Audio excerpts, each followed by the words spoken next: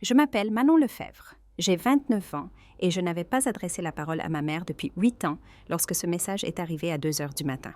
Grand-père était parti. Et je devais décider si rentrer à la maison était un acte de courage ou une terrible erreur. Je pensais revenir juste pour un enterrement. Mais au moment où le nouveau mari de ma mère a bloqué l'entrée avec ce sourire froid plaqué sur le visage, j'ai compris que mon grand-père m'avait laissé bien plus que des souvenirs. Il m'avait laissé une bataille que je n'avais jamais demandée. La notification a illuminé mon téléphone au cœur de la nuit. J'ai fixé l'écran avec des yeux embués, ne traitant pas tout de suite les mots. Puis je les ai relus et mon estomac s'est noué. Ton grand-père est décédé hier soir. Obsèques vendredi. Maman, c'était tout. Aucune explication. Aucune reconnaissance du fait que nous ne nous étions pas parlé depuis près d'une décennie. Juste le strict minimum d'informations, livré comme un bulletin météo. Je suis restée assise dans le noir de mon appartement parisien. Je serrais mon téléphone en essayant de me rappeler comment respirer. Papy Marcel. La seule personne qui n'avait jamais renoncé à moi, même quand j'avais tourné le dos à tout et à tout le monde. Celui qui m'envoyait des cartes d'anniversaire avec un billet de 50 € glissé à l'intérieur. Celui qui laissait des messages vocaux décousus sur son potager et les disputes ridicules des voisins. Celui qui ne m'avait jamais demandé de revenir, ne m'avait jamais fait culpabiliser, n'avait jamais exigé d'explications que je ne pouvais pas donner. Et maintenant, il n'était plus là. À 7 heures ce matin-là, j'avais réservé la dernière place sur un vol pour Nice qui partait à midi. Le billet coûtait plus cher que mon loyer, mais je m'en fichais. J'ai jeté des vêtements dans un sac de sport sans vraiment les regarder. J'ai pris mes affaires de toilette et je suis sortie avant de pouvoir me convaincre du contraire. L'aéroport était un tourbillon de contrôle de sécurité et de café hors de prix. Je me suis assise à la porte d'embarquement, regardant les familles se réunir et les voyageurs d'affaires taper sur leurs ordinateurs, me sentant comme si j'existais dans une dimension séparée d'eux tous. Mon téléphone vibrait périodiquement avec des emails du boulot que j'ignorais. Rien ne comptait à part arriver là-bas, voir papy une dernière fois, même si c'était juste pour dire adieu à un cercueil. En attendant l'embarquement, j'ai fait défiler ma messagerie vocale. J'avais gardé chaque message que grand-père m'avait laissé au fil des ans, des douzaines. J'ai trouvé le plus récent, laissé 3 semaines plus tôt, et j'ai appuyé sur lecture. Sa voix grésillait à travers mes écouteurs, chaleureuse, familière et vivante. « Manon, ma chérie, c'est papy? Je voulais juste prendre des nouvelles. Les roses ont fleuri tôt cette année. Elles sont magnifiques. Écoute, je voulais te dire quelque chose. Il y a eu une pause, un bruissement. S'il m'arrive quelque chose, ne les laisse pas te presser. Tu m'entends? Ne laisse personne te pousser à faire quoi que ce soit. Tu as plus de gens de ton côté que tu ne le penses. » Le message s'arrêtait là. Je l'avais écouté quand il l'avait laissé. J'avais pensé que c'était juste lui, avec sa prudence habituelle. Maintenant, assise dans ce terminal aseptisé, ses mots prenaient un tout autre poids. Ne les laisse pas te presser. Qu'est-ce que cela signifiait? Me presser pourquoi? L'hôtesse a appelé mon groupe d'embarquement. J'ai ramassé mes affaires avec des mains tremblantes. L'avion était bondé. Je me suis coincée en 32B entre un adolescent avec un casque trop fort et un homme d'affaires qui avait immédiatement monopolisé les 2 accoudoirs. Je m'en fichais. J'ai collé mon front contre le hublot et j'ai regardé la terre défiler sous nous. Revenir semblait être une erreur. Chaque instinct que j'avais affûté en 8 ans d'indépendance me hurlait de faire demi-tour, de rester loin, de protéger la vie que j'avais soigneusement construite des décombres que j'avais laissés derrière moi. Mais grand-père méritait mieux que ma lâcheté. Il ne m'avait jamais abandonnée. Je ne pouvais pas l'abandonner maintenant, même si se montrer signifiait affronter tout ce que j'avais fui. J'étais partie à 18 ans, 2 semaines après le bac. Pas de sortie dramatique, pas de cris, juste une voiture chargée et un mot sur la table de la cuisine. Désolée, je ne peux pas rester. Les raisons étaient compliquées, emmêlées dans des choses que je ne comprenais pas encore totalement ou que je ne voulais pas examiner. La froideur de ma mère, la façon dont la maison avait commencé à ressembler à un piège plutôt qu'à un refuge. Ce sentiment étouffant que si je ne partais pas, je ne le ferais jamais. Grand-père était le seul à être resté en contact. La première année, ma mère avait essayé d'appeler de temps en temps, ses messages vocaux tendus et colériques.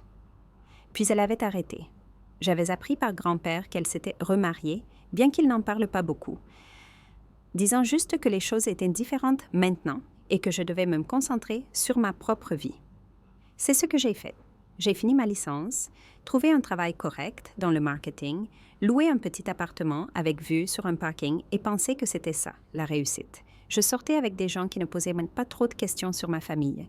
Je me suis fait des amis qui me connaissaient comme Manon Lefebvre, coordinatrice marketing, pas Manon, la fille qui s'est enfuie de chez elle, et je me suis convaincue que j'avais laissé le passé derrière moi. Mais le passé ne reste pas enterré, il attend. Et finalement, il vous envoie un message à 2 heures du matin. Le vol a duré un peu plus d'1 heure. Je l'ai passé à regarder les nuages ressembler à des montagnes, pensant à la dernière fois que j'avais vu Papy en personne. J'avais 17 ans, assise à la table de sa cuisine pendant qu'il me préparait un chocolat chaud avec trop de crème chantilly. Nous parlions des études supérieures et de savoir si je devais rester près de la maison ou aller quelque part de nouveau. Il avait dit une chose que je n'avais jamais oubliée. Parfois, la chose la plus courageuse que tu puisses faire est de t'éloigner de ce qui te tue. À l'époque, je pensais qu'il parlait de mauvaises relations ou de boulot sans avenir. Maintenant, je me demandais s'il voulait dire tout autre chose. Nous avons atterri à 18h, le soleil plongeant déjà vers l'horizon. J'ai récupéré mon sac et je suis sortie dans l'air doux du sud, qui collait à la peau comme un souvenir. J'ai pris un taxi conduit par un homme d'une 50aine d'années, au visage marqué, la radio branchée sur une station locale. Il m'a regardé dans le rétroviseur quand j'ai donné l'adresse. « L'allée des Tilleuls », a-t-il dit. « Beau quartier. »« Visite à la famille. »« Enterrement » dis-je brièvement. « Ah, mes condoléances. » Il s'est éloigné du trottoir, s'insérant dans la circulation fluide. Après un moment, il a ajouté. « Je ne vous ai jamais vu dans le coin. J'habitais ici avant. »« Ça fait longtemps. L'allée des Tilleuls, c'est là où il y a la grande bastide des Lefebvre, celle au coin. » J'ai hoché la tête lentement, ses yeux croisant les miens, dans le rétro. « Votre mère s'est remariée, non? Après que votre grand-père soit tombé malade. » La question m'a frappé comme un coup de poing. « Oui. »« Rapide, dit-il, et il y avait quelque chose dans son ton qui m'a fait me redresser. Pas exactement du jugement, plus une observation, un constat. « Rapide comment? » ai-je demandé avant de pouvoir m'en empêcher. Il a haussé les épaules, tournant dans une rue familière bordée de platanes. 1 mois, peut-être 2, après qu'il soit entré à l'hôpital le printemps dernier. Le nouveau type a emménagé tout de suite, un genre qui prend les commandes, vous voyez? Il a commencé à changer des trucs, nouveau portail, nouvelle peinture, tout neuf. Mon grand-père était entré à l'hôpital le printemps dernier, il y a 9 mois. Je l'avais appelé là-bas, on avait parlé de son traitement. Il était optimiste, disait qu'il serait de retour à la maison en un rien de temps, et il l'avait été, finalement. Mais apparemment, pendant qu'il gisait dans un lit d'hôpital à se battre pour sa vie, ma mère se remariait. « Elle avait l'air heureuse ?» ai-je demandé. Le chauffeur m'avait tout dit. « Je suis sûre qu'elle va bien », dit-il diplomatiquement. Nous avons fait le reste du chemin en silence. Les rues que j'avais parcourues enfant défilaient par la fenêtre. L'école primaire où j'avais appris à lire. Le parc où je m'étais cassé le bras en tombant de la balançoire. La boulangerie où papy m'achetait des bonbons le samedi. Tout semblait plus petit que dans mes souvenirs, plus usé, figé dans le temps. Quand nous avons tourné dans l'allée des Tilleuls, ma poitrine s'est serrée. Les maisons ici étaient anciennes, en retrait de la route avec de grands jardins matures. Je les ai comptés en passant. Encore 3. Encore 2. Encore 1. Et puis elle était là, la maison de grand-père. Sauf qu'elle ne ressemblait plus à la maison de grand-père. Le chauffeur avait raison. Quelqu'un avait fait des changements. La clôture était neuve, un mur haut et imposant, là où il y avait une petite barrière en bois. La peinture était différente. Un gris froid au lieu du crépi crème chaleureux. Le jardin que papy avait entretenu religieusement avait été remplacé par un aménagement paysager austère et minimaliste. Même le banc sous le porche avait disparu. « C'est ici ?» le chauffeur a demandé, même s'il connaissait clairement la réponse. « Oui. » Ma voix était rauque. J'ai payé, ajouté un pourboire et pris mon sac. Alors que je restais sur le trottoir à regarder la maison, la lumière du porche s'est allumée. Il ne faisait pas encore nuit noire. Le ciel gardait le dernier bleu du crépuscule. Mais quelqu'un à l'intérieur avait remarqué mon arrivée. Quelqu'un surveillait, la porte d'entrée s'est ouverte. Une silhouette se tenait à contre-jour sur le seuil, trop loin pour être distinguée clairement, mais la posture était indubitable, en attente, vigilante. J'ai mis la main dans la poche de ma veste et j'ai senti le métal froid de la montre de gousset de grand-père. Il me l'avait envoyée par la poste 6 mois plus tôt avec un mot. Garde-la en sécurité pour moi, je la redemanderai un jour. À l'époque, j'avais pensé que c'était juste lui qui faisait le sentimental. Maintenant, je me demandais si c'était autre chose, une garantie, un message. J'étais venue ici pour enterrer mon grand-père et faire mon devoir. J'étais venue parce que c'était la chose juste à faire. Parce que faire demi-tour maintenant me hanterait pour toujours. Mais alors que je restais sur ce trottoir, sac à la main et montre en poche, j'ai réalisé autre chose. J'étais entrée dans une situation qui avait été mise en place sans ma connaissance ni mon consentement. Quoi que ce soit qui m'attendait dans cette maison, ce n'était pas le deuil, la famille ou un retour au bercail. C'était tout autre chose. J'ai pris une grande inspiration, redressé mes épaules et commencé à remonter l'allée. La lumière du porche semblait devenir plus brillante à chaque pas, illuminant chaque fissure dans le béton. Quand j'ai atteint les marches, mon cœur battait si fort que je pouvais le sentir dans ma gorge. La silhouette à la porte a bougé, se transformant en une personne. Un homme, pas grand-père, évidemment, quelqu'un d'autre. Quelqu'un qui me regardait comme si je violais une propriété privée.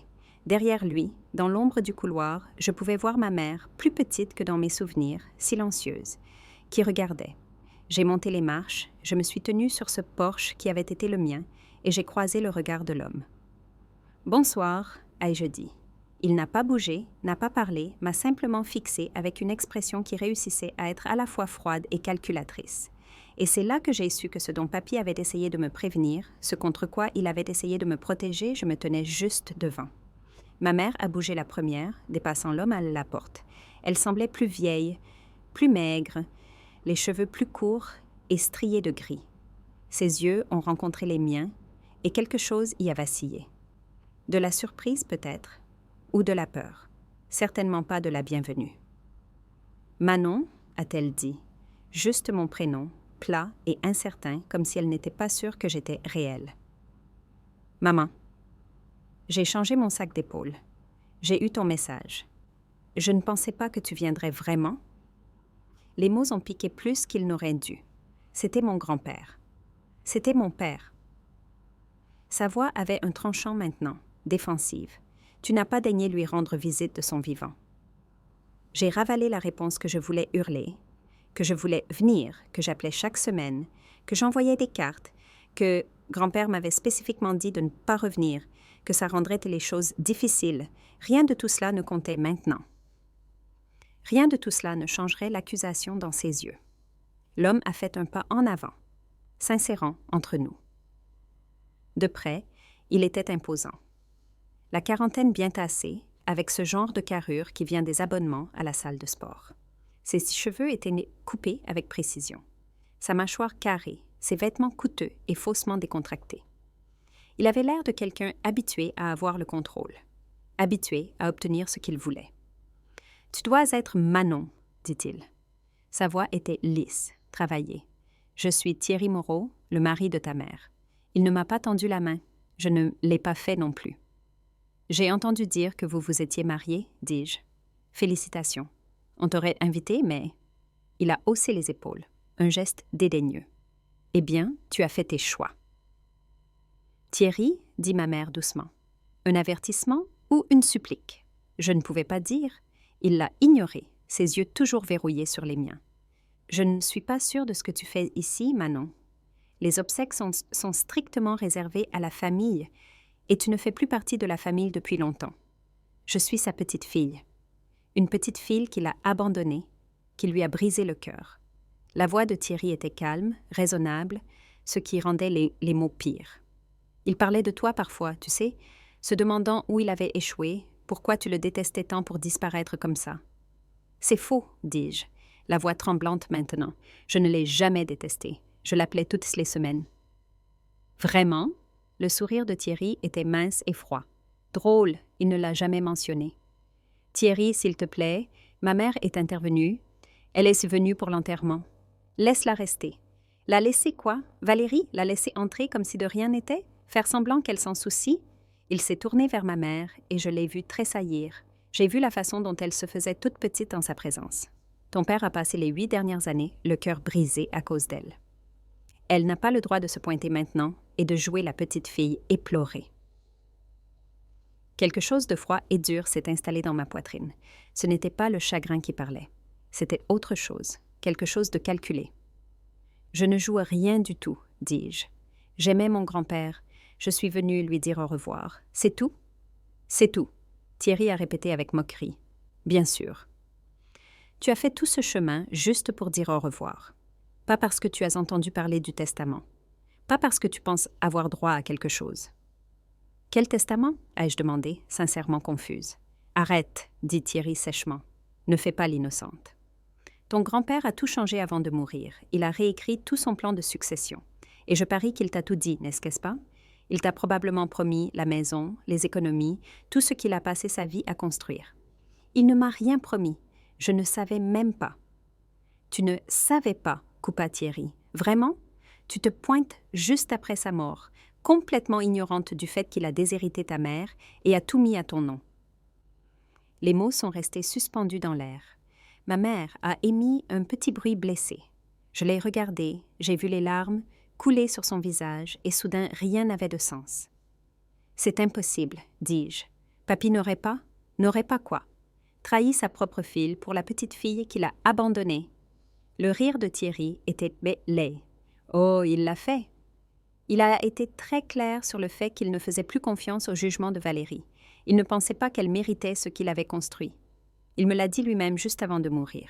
Il a dit que la famille, c'était la loyauté et que tu étais la seule loyale. « Arrête !» chuchota ma mère. « Thierry, s'il te plaît, arrête. » Mais il ne s'arrêtait pas. Il se rapprochait, utilisant sa carrure pour me coincer, pour me pousser vers le bord du porche. Je suis restée sur place même si chaque instinct me criait de fuir. « Tu n'as pas ta place ici, » dit Thierry à voix basse. « Tu as renoncé à tes droits sur cette famille quand tu es parti. Tu as renoncé à tes droits sur cette maison. Alors je vais faire très simple pour toi, Manon. Fais demi-tour, reprends un taxi et retourne là où tu t'es caché ces 8 dernières années. Parce que si tu fais un seul pas dans cette maison, si tu essayes de réclamer quoi que ce soit qui appartient à ta mère, je ferai de ta vie un enfer. C'est la maison de mon grand-père, dis-je. J'ai tous les droits. Tu n'as aucun droit. La voix de Thierry était dure maintenant.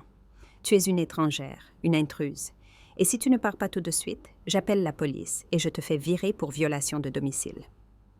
J'ai regardé par-dessus son épaule vers ma mère. « Maman, c'est vraiment ce que tu veux? » Elle a ouvert la bouche, l'a refermée, a regardé Thierry, puis moi, et n'a rien dit.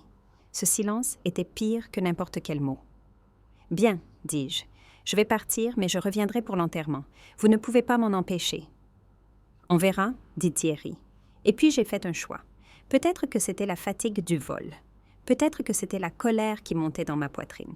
Peut-être que c'était le souvenir de la voix de papy sur ce message vocal. Ne les laisse pas te presser. Quelle que soit la raison, au lieu de reculer, j'ai fait un pas en avant. Non, dis-je. Je ne pars pas. C'est la maison de mon grand-père et je reste jusqu'à la fin des obsèques. Tu ne peux pas me chasser. Pendant 1 seconde, Thierry m'a juste regardé. Puis quelque chose a changé dans son expression. Le masque de contrôle a glissé, révélant quelque chose de plus laid en dessous. « Mauvaise réponse, dit-il. » Son poing est venu de nulle part. Je l'ai vu à la dernière seconde, j'ai essayé de tourner la tête, mais je n'ai pas été assez rapide. L'impact m'a frappé sur le côté gauche du visage, faisant basculer ma tête et me faisant trébucher en arrière. La douleur a explosé dans ma pommette et ma mâchoire. J'ai goûté le sang, je me suis rattrapée à la rambarde du porche, la vision trouble, les oreilles bourdonnantes. À travers le chaos, j'ai entendu ma mère crier. J'ai entendu Thierry dire quelque chose. Je n'arrivais pas à tout traiter. J'ai senti le bois rugueux de la rambarde s'enfoncer dans mes paumes. Quand ma vision s'est éclaircie, Thierry me dominait, respirant fort, non par l'effort, mais par la rage, avec quelque chose qui ressemblait presque à de la satisfaction. « Tu as quitté cette famille, » dit-il, la voix basse et venimeuse. « Ça veut dire que tu as perdu tes droits. Tous. La maison, l'argent, le nom, tout. Tu n'es personne ici. Tu n'es rien. Et si tu essayes de prendre ce qui appartient à ta mère, si tu causes encore des problèmes, je te détruirai. » Je me suis redressée lentement, une main pressée contre mon visage. Ma pommette enflait déjà. la peau chaude et sensible. Du sang coulait de ma lèvre fendue, mais je n'ai pas détourné le regard. « Tu viens de m'agresser, » dis-je. Ma voix était étonnamment calme. « C'est un délit, coups et blessures. » Thierry a souri. « Ah oui? Parce que de là où je suis, tu as forcé l'entrée d'une maison où tu n'es pas la bienvenue. Tu es devenue agressive quand on t'a demandé de partir. J'ai défendu ma propriété et ma femme. » Il a pointé ma mère qui était figée sur le seuil, les mains sur la bouche. « Pas vrai, Valérie? » Ma mère n'a pas répondu, elle est juste restée là à trembler, les larmes coulant sur son visage. « La police va adorer ma version, » continua Thierry. « Surtout vu ton passif, la fille qui a abandonné sa famille, que tout le monde sait être à problème. » « Qui crois-tu qu'ils vont croire? » J'aurais dû être terrifiée. Une partie de moi l'était, mais une plus grande partie était soudainement glaciale parce que Thierry venait de faire une énorme erreur. Il m'avait montré exactement qui il était et il l'avait fait d'une manière qui ne pouvait pas être effacée. J'ai sorti mon téléphone de ma main libre. Thierry s'est tendu. « Qu'est-ce que tu fais? » « J'appelle quelqu'un, dis-je, parce que tu as raison sur un point. J'ai quitté cette famille, mais je ne quitte pas l'enterrement de mon grand-père. » J'ai croisé son regard. « Et je ne m'éloigne certainement pas de ce que tu essayes de cacher. »« Pose ce téléphone, » dit Thierry. « Non, Valérie, dis-lui que je ne pars pas. » Coupai-je. « Tu m'as frappé, c'est une agression. »« Et si tu essaies de m'empêcher d'assister aux obsèques, si tu essaies de me virer de cette maison, je porte plainte. Je ferai en sorte que tout le monde dans cette ville sache exactement quel genre d'homme ma mère a épousé. » Le visage de Thierry est devenu rouge. Espèce de petite. « Thierry ?» La voix de ma mère n'était qu'un murmure, mais elle l'a arrêté. « Laisse-la rester. S'il te plaît, laisse-la juste rester. » Elle a raison. Tu n'aurais pas dû la frapper. La voix de ma mère tremblait, mais elle a continué. Elle est venue pour l'enterrement. Elle peut rester jusqu'à ce que ce soit fini. Après, elle partira. Thierry s'est tourné vers elle, et j'ai vu ma mère reculer. J'ai vu la peur dans ses yeux. Et soudain, j'ai compris bien plus que je ne le voulais. Ce n'était pas une question d'héritage ou de conflit familial, c'était une question de contrôle. Thierry contrôlait ma mère, contrôlait la maison, contrôlait l'histoire. Et maintenant, j'étais entrée et j'avais tout perturbé. « Bien, » dit Thierry finalement. Sa voix était froide, coupante. « Elle peut rester jusqu'aux obsèques, mais pas dans la maison principale.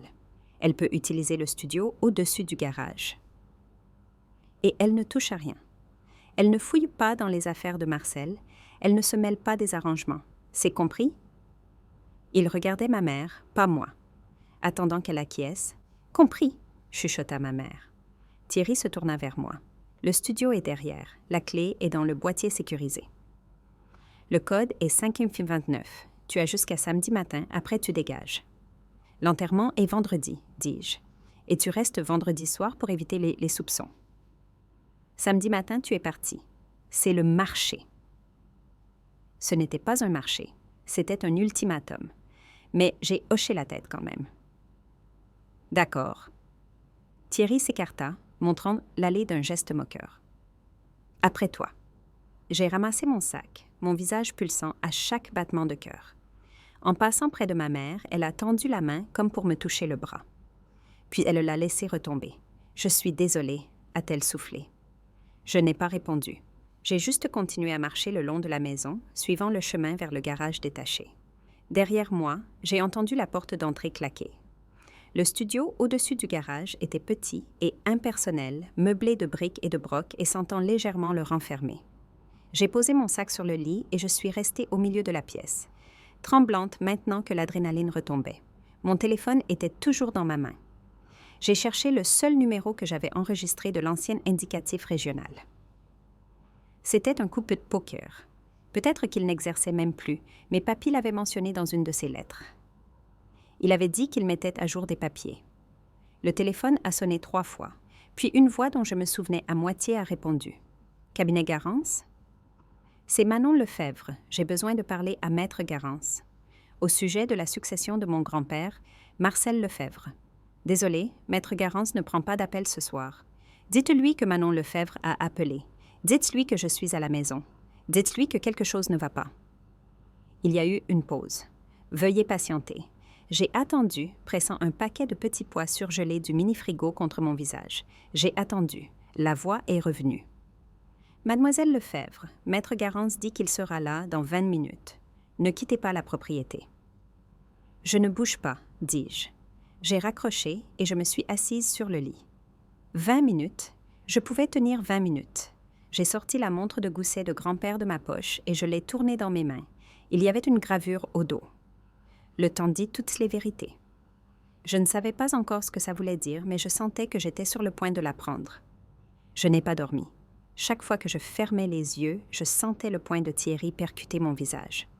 Chaque craquement du vieux bâtiment au-dessus du garage me faisait sursauter, certaine qu'il revenait finir ce qu'il avait commencé. Quand la lumière pâle du matin a filtré à travers les rideaux, j'avais renoncé à faire semblant. Je me suis levée, j'ai examiné mon visage dans le miroir de la salle de bain et j'ai grimacé. Le bleu avait fleuri pendant la nuit. Un spectaculaire violet-noir le long de ma pommette gauche et de ma mâchoire. Ma lèvre était enflée, la coupure encore sensible. Aucun maquillage ne pourrait cacher ça, ce qui était une bonne chose. Que les gens voient, qu'ils se posent des questions. Les obsèques étaient à 11 heures. J'ai pris une douche dans la salle de bain exiguë, mis la robe noire et les petits talons que j'avais apportés et essayé de me rendre présentable. Le résultat était saisissant. Vêtements professionnels, cheveux coiffés et un visage qui avait l'air d'avoir fait 3 rounds avec un boxeur. À 9 heures, mon téléphone a vibré. Un message d'un numéro inconnu. Maître Garance vous retrouvera au funérarium à 10h30. Entrez par la porte latérale. J'ai répondu. J'y serai. Un autre message est arrivé immédiatement. Ne parlez à personne d'hier soir, le constat est en cours. J'ai regardé ce message longuement. Constat, donc Maître Garance prenait ça au sérieux, donc il y avait quelque chose à prendre au sérieux. J'ai attendu dans le studio jusqu'à 10 heures, puis j'ai descendu l'escalier extérieur. La maison principale se dressait de l'autre côté de l'allée, les fenêtres sombres, malgré le soleil matinal.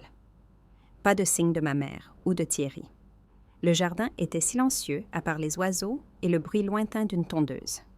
J'avais appelé un taxi la veille au soir après le départ de Maître Garance. Il est arrivé à l'heure et je suis montée sans un regard en arrière vers la maison. Le funérarium était à la sortie de la ville, une vieille bâtisse reconvertie avec trop de moulures et un parking qui semblait toujours à moitié vide. J'y étais allée une fois auparavant, à 16 ans, pour la grand-mère d'une amie.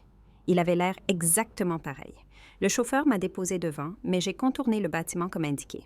Une porte simple marquée « Privé » était entr'ouverte. Je me suis glissée à l'intérieur. Le couloir était étroit et utilitaire, rien à voir avec les zones d'attente soigneusement décorées. Des néons bourdonnaient au plafond. Quelque part à proximité, j'entendais des conversations feutrées. Mademoiselle Lefebvre. Je me suis retournée. Maître Antoine Garance se tenait dans l'encadrement d'une porte à mi-chemin du couloir. Il avait la soixantaine, des cheveux argentés et un visage qui avait probablement été beau il y a 30 ans. Il portait un costume sombre et tenait une mallette en cuir qui avait l'air plus vieille que moi. « Maître Garance, dis-je, s'il vous plaît, entrez. » La pièce était petite, probablement destinée au stockage ou aux consultations familiales privées. Une table avec des chaises, pas de fenêtre. Maître Garance m'a fait signe de m'asseoir, puis a pris la chaise en face de moi. Il a posé sa mallette sur la table, mais ne l'a pas ouverte. « Laissez-moi voir, » dit-il doucement. J'ai tourné mon visage pour que le bleu attrape la lumière. L'expression de Maître Garance n'a pas changé, mais quelque chose s'est tendu autour de ses yeux. « Quand est-ce arrivé? » »« Hier soir, vers 19h30, juste après mon arrivée. »« Et vous êtes sûr de vouloir poursuivre? » ?»« Que voulez-vous dire? » »« Porter plainte, rendre ça public. Une fois qu'on s'engage sur cette voie, il n'y a pas de retour en arrière. » Il marqua une pause. « Votre mère devra choisir son camp. »« Elle a déjà choisi, dis-je. Elle l'a choisi, lui. » Maître Garance hocha lentement la tête. Votre grand-père s'inquiétait de cela. C'est pour ça qu'il a pris ces mesures. Quelles mesures? Au lieu de répondre, Maître Garance ouvrit sa mallette et en sortit un dossier. Il le posa sur la table, entre nous, mais garda la main dessus. Avant d'aller plus loin, je dois expliquer quelque chose. Votre grand-père était venu me voir il y a 14 mois. Il a dit qu'il était inquiet de la relation de votre mère avec Thierry Moreau. Il a dit qu'il ne faisait pas confiance aux intentions de M. Moreau. Il m'a demandé de l'aider à protéger ses actifs et à s'assurer que vous seriez à l'abri en cas de décès. Il m'a laissé la maison, dis-je. Thierry l'a dit hier soir. Pas exactement. Maître Garance ouvrit le dossier, révélant des documents que je ne pouvais pas tout à fait lire de mon point de vue. Votre grand-père a mis en place une structure complexe, une fiducie de gestion. La maison, ses économies, tout a été transféré dans cette structure. Vous avez été nommé fiduciaire et bénéficiaire principal. Votre mère est bénéficiaire secondaire, mais seulement sous certaines conditions. Quelles conditions? Que votre grand-père ne soit pas sous contrainte ou influence indue au moment de sa mort, qu'elle soit saine d'esprit et capable de prendre ses propres décisions financières, et que tout mariage qu'elle aurait contracté soit légitime et libre de toute coercition. La pièce semblait très calme. Il savait, dis-je, il savait que quelque chose n'allait pas. Il soupçonnait, corrigea Maître Garance. Il ne pouvait rien prouver, mais il a documenté ses inquiétudes, et il a placé des garde-fous dans son plan de succession spécifiquement pour vous protéger toutes les deux. Quel genre de garde-fous? Maître Garance sortit un autre document. Si vous êtes menacé, blessé ou contrainte de quelque manière que ce soit concernant l'héritage, tout le plan s'active immédiatement. Thierry Moreau est explicitement exclu de tout bénéfice. L'accès de votre mère au fonds dépend de sa coopération avec une évaluation indépendante de sa situation. Vous dites que papy avait prévu que quelqu'un me ferait du mal? Je dis que votre grand-père était un homme très méticuleux, qu'il aimait sa famille et qu'il ne faisait pas confiance à Thierry Moreau pour un sou. La voix de Maître Garance était douce. Il espérait avoir tort, mais il s'est préparé au cas où. Je me suis adossée à ma chaise, essayant d'assimiler tout ça. La montre, dis-je soudainement, il m'a envoyé sa montre il y a 6 mois. Il m'a dit de la garder en sécurité. Vraiment? Les sourcils de Maître Garance se levèrent. Puis-je la voir? J'ai sorti la montre de mon sac et je la lui ai tendue. Maître Garance l'examina attentivement, la tournant, passant ses doigts sur les bords. Puis il sourit. Très malin, murmura-t-il. Il pressa son ongle dans un joint presque invisible sur le côté de la montre. Le dos s'ouvrit, révélant non seulement le mécanisme de la montre, mais une petite cavité. À l'intérieur se trouvait une petite clé argentée. C'est pourquoi? Un coffre-fort bancaire, si je devais deviner. Votre grand-père en avait un au Crédit Lyonnais en ville. Ça doit être sa clé. Maître Garance sortit la clé avec précaution et la posa sur la table. Il m'a laissé la deuxième clé avec instruction de vous la donner après sa mort. Mais il semble qu'il voulait que vous ayez un accès indépendant. Pourquoi? Une assurance, dit Maître Garance, au cas où il m'arriverait quelque chose, ou au cas où il y aurait des questions sur la légitimité de ces documents. Il fit une pause. Votre grand-père a été très clair sur le fait que je devais vérifier ce coffre avant de procéder à toute distribution d'actifs. Il a dit qu'il y avait des documents supplémentaires qui pourraient être pertinents. Quel genre de documents? Il ne me l'a pas dit. Il a dit que je saurais quand je les verrais. Maître Garance rassembla les papiers et la clé, les remettant dans sa mallette. Mademoiselle Lefebvre, je dois vous demander directement. Voulez-vous porter plainte contre Thierry Moreau pour l'agression d'hier soir? J'ai pensé au visage de ma mère, à son silence, à sa peur. J'ai pensé à l'assurance de Thierry, à ses menaces, à la façon dont il m'avait frappé avec l'efficacité pratique de quelqu'un qui l'avait déjà fait. Oui, dis-je, je veux porter plainte. Alors vous devrez aller au commissariat après les obsèques et faire une déposition. Je vous accompagnerai. J'ai déjà documenté vos blessures par des feuilles et par des photos. Et je vais déposer des requêtes au tribunal cet après-midi pour geler l'accès aux biens de votre grand-père jusqu'à ce que cette situation soit résolue. Thierry va devenir fou. Bien, dit Maître Garance calmement. Laissez-le faire. Plus il réagit, plus il se dévoile. Votre grand-père avait compris ça. Il savait que Thierry jouait sur le long terme, la pression le ferait commettre une erreur. Un coup à la porte nous interrompit. Une femme en tailleur sombre passe à la tête. Maître Garance, la famille commence à arriver. Merci. Maître Garance se leva, me tendant la main. Prête? Je ne l'étais pas, mais je me suis levée quand même, acceptant sa main et la fermeté qu'elle représentait. Encore une chose, dit Maître Garance, alors que nous atteignions la porte. Votre grand-père vous a laissé une lettre. Je n'étais pas censée vous la donner avant la lecture du testament, mais vu les circonstances. Il plongea la main dans sa mallette et sortit une enveloppe. Mon nom était écrit dessus avec l'écriture distinctive de papy. Je l'ai prise avec des doigts tremblants. Il voulait que vous sachiez que vous n'êtes pas seul, dit Maître Garance doucement. Souvenez-vous en aujourd'hui. Les obsèques furent une performance. Thierry joua son rôle à la perfection. Le gendre dévoué, se tenant à côté de ma mère, la main sur son coude, la guidant doucement, essuyant ses propres yeux avec un mouchoir au moment approprié. Il portait un costume noir coûteux et une expression de chagrin digne. Les gens lui serraient la main, murmuraient des condoléances, disaient combien c'était merveilleux que Marcel ait eu sa famille avec lui à la fin. Je restais au fond et regardais tout cela avec une froide clarté. Ma mère semblait plus petite que jamais, engloutie par sa robe noire et le poids de la présence de Thierry à ses côtés. Elle ne m'a pas regardée, pas une seule fois, fixant juste devant elle pendant que les gens défilaient devant le cercueil de grand-père, pendant que le prêtre parlait d'un homme qu'il n'avait clairement jamais rencontré. Pendant que les prières résonnaient dans les haut-parleurs, le bleu sur mon visage attirait les regards. Des murmures ondulaient dans la foule. J'ai attrapé des bribes de conversation. Les gens spéculaient sur ce qui s'était passé. Tombé, problème, probablement à cause de son passé. Laissez-les parler. La vérité allait sortir bien assez tôt. La cérémonie fut miséricordieusement courte. Le prêtre a débité les platitudes habituelles sur la vie, la mort et l'au-delà. Quelqu'un a lu un psaume. Un cousin dont je me souvenais à peine a fait un éloge funèbre qui se concentrait principalement sur le service militaire de Marcel et ses années de travail à l'usine. Rien sur son jardin, rien sur son sens de l'humour, ou sa loyauté, ou la façon dont il avait continué à m'aimer même quand j'étais partie. Quand ce fut fini, Thierry se leva et annonça que l'inhumation serait privée, réservée à la famille proche. Il remercia tout le monde d'être venu et les invita à la maison pour une collation. « Le testament ne sera pas discuté aujourd'hui », ajouta Thierry, sa voix portant facilement dans la salle. « Les affaires de Marcel sont gérées discrètement, comme il l'aurait voulu. Nous vous demandons de respecter l'intimité de la famille en ces temps difficiles. » Traduction : ne posez pas de questions, ne causez pas de problèmes, acceptez l'histoire que je construis. Les gens ont commencé à sortir, se dirigeant vers leur voiture, pour aller au cimetière. Je suis restée sur place, regardant Thierry manœuvrer ma mère vers la sortie. C'était fluide. Je devais le lui accorder.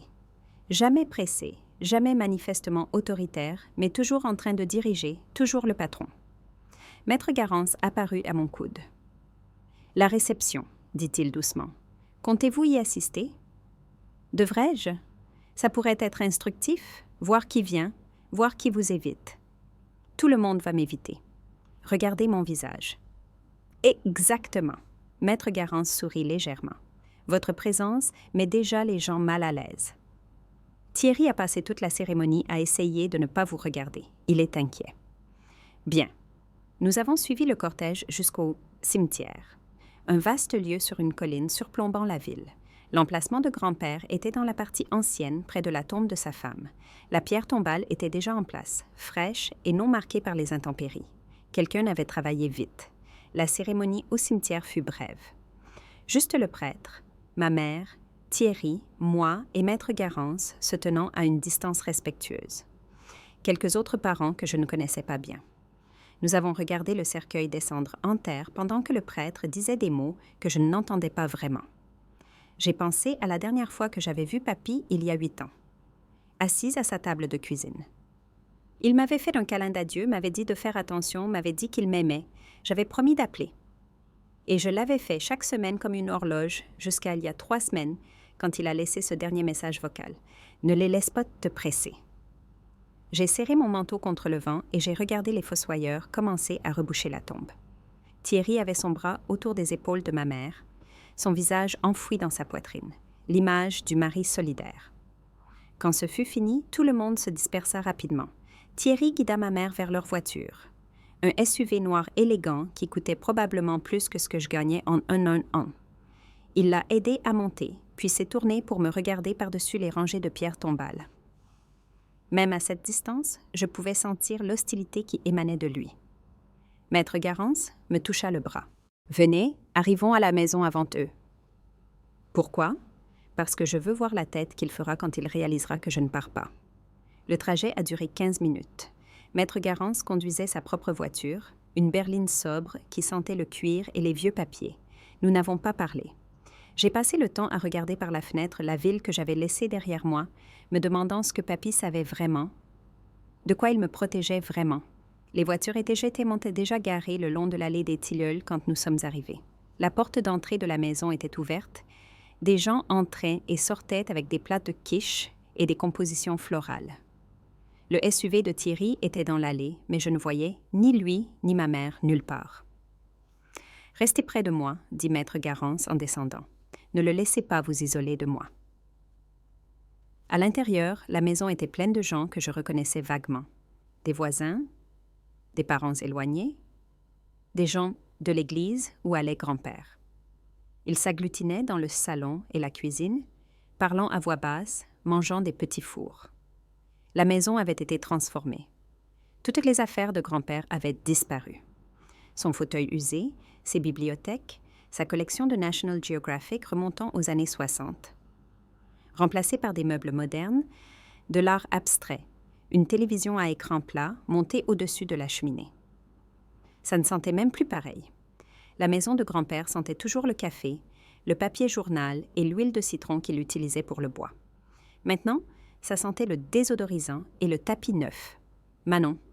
Je me suis retournée. Ma mère se tenait dans l'encadrement de la porte de la cuisine, un verre d'eau dans ses mains tremblantes. Elle avait l'air de pouvoir s'effondrer. « Maman, tu es venue? »« Bien sûr que je suis venue. »« Ton visage? » Elle a fait un pas en avant, puis s'est arrêtée, regardant nerveusement vers l'escalier. « Ça fait mal? »« Oui. »« Je suis désolée, je suis tellement désolée, il ne voulait pas. Ne fais pas ça. » J'ai gardé ma voix basse, consciente des gens autour de nous. Ne lui cherche pas d'excuses. Il est sous beaucoup de stress. Les factures d'hôpital, les frais d'obsèques, tout ce qui concerne la succession de papa, ça ne lui donne pas le droit de me frapper. Je sais, mais Manon, tu ne comprends pas. Les choses sont compliquées maintenant. Si seulement tu pouvais. Valérie. Thierry apparut en haut de l'escalier. Il avait enlevé son costume d'enterrement pour un pantalon chino et un polo, décontracté et à l'aise dans sa propre maison. Ses yeux allèrent immédiatement vers Maître Garance et son expression se durcit. « Maître Garance, je n'avais pas réalisé que vous vous joindriez à nous pour la réception. »« Je suis ici en tant qu'avocat de mademoiselle Lefebvre, » dit Maître Garance calmement. « J'ai pensé qu'il était approprié de rester à proximité compte tenu des événements d'hier. » La température dans la pièce sembla chuter. Les gens à proximité s'arrêtèrent de parler, sentant le drame. Thierry descendit les marches lentement, ses yeux ne quittant jamais le visage de Maître Garance. Les événements d'hier étaient une affaire de famille privée qui a été résolue. Vraiment? Le ton de Maître Garance était doux, parce que les accusations de coups et blessures sont une affaire publique. Il n'y a pas d'accusation, dit Thierry. Manon et moi avons eu un malentendu. Elle vous dira elle-même que ça a été exagéré. Tout le monde regardait maintenant. Je pouvais sentir leurs yeux sur moi, sur mon bleu, sur l'assurance calme de Thierry. En fait, dis-je clairement, je vais déposer une main courante et porter plainte cet après-midi, détaillant comment tu m'as frappé au visage quand j'ai essayé d'entrer dans la maison de mon grand-père. La pièce tomba dans un silence de mort. Le sourire de Thierry ne vacilla pas. Ce n'est pas ce qui s'est passé. C'est exactement ce qui s'est passé. Tu m'as frappé parce que j'ai refusé de partir. Tu m'as menacé. Tu as dit que je n'avais aucun droit ici. Tu violais une propriété privée. Elle visitait la maison de son grand-père, intervint Maître Garance. Une maison qui fait partie d'une succession dans laquelle elle a un statut juridique significatif, et une succession qui, depuis cet après-midi, est sous surveillance judiciaire pour enquête sur une fraude potentielle. Le sourire de Thierry se fissura enfin. Fraude? Votre hâte à contrôler les actifs de Marcel Lefebvre, vos tentatives d'intimider sa petite-fille.